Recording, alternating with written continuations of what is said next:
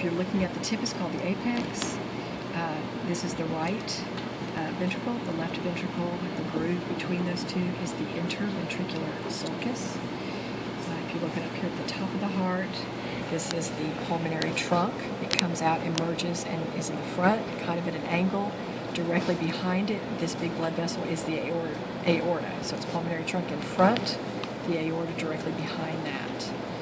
Also, on the right side of the heart, you'll see this flap, that's the right auricle. And on the left side, this is the left auricle.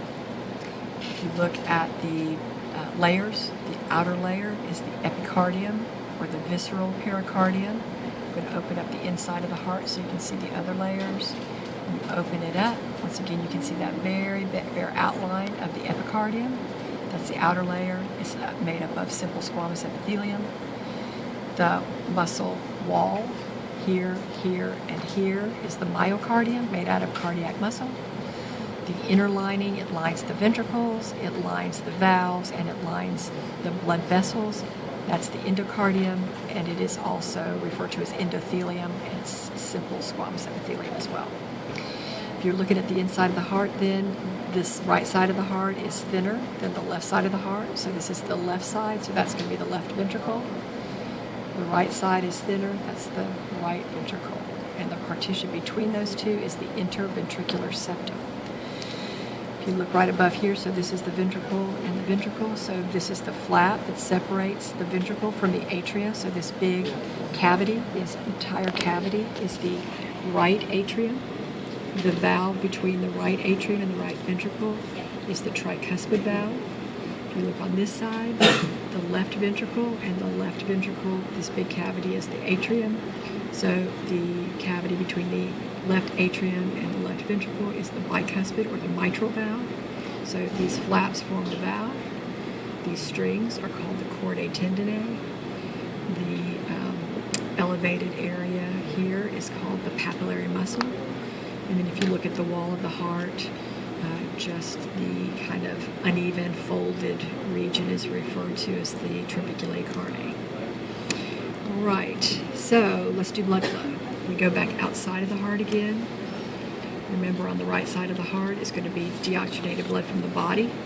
It's going to enter into the right auricle by way of the vena cava. So if you go to the back of the heart, find the two holes coming into the right side of the heart. So this top one is going to be the superior vena cava. The bottom is going to be the inferior vena cava. They're draining deoxygenated blood from the body, emptying into the right auricle. So if you put your probe inside, you should come into the inside of the heart, into the right atrium there. All right. From the right atrium, you'll be going through the tricuspid valve, and the tricuspid valve into the right ventricle. Again, all that's deoxygenated blood from the body. From the right ventricle, now we need to go to the lungs to pick up oxygen and deliver the CO2. So you exhale it. So we'll leave the right ventricle. We should come out through the pulmonary trunk.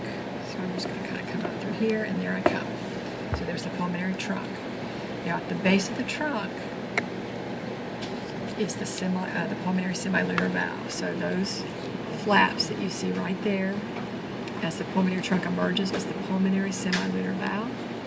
So deoxygenated blood moves through the valve, through the pulmonary trunk. The pulmonary trunk branches into the right and left pulmonary arteries, goes to the lungs, delivers CO2, picks up oxygen. So it's going to come back to the heart by way of the pulmonary veins, carrying oxygenated blood now. Pulmonary veins are going to attach to the left auricle. So any hole you see in the left auricle is going to be a pulmonary vein. It should open into the left atrium. Look on the inside, and there you are. Then it passes through the tricuspid valve, the left ventricle. From the left ventricle, the bicuspid rather, closes, and blood moves through the aorta, through the aortic semilunar valve, continues through the aorta here, and emerges from the heart right there, carrying deoxygenated, or rather oxygenated blood to the body.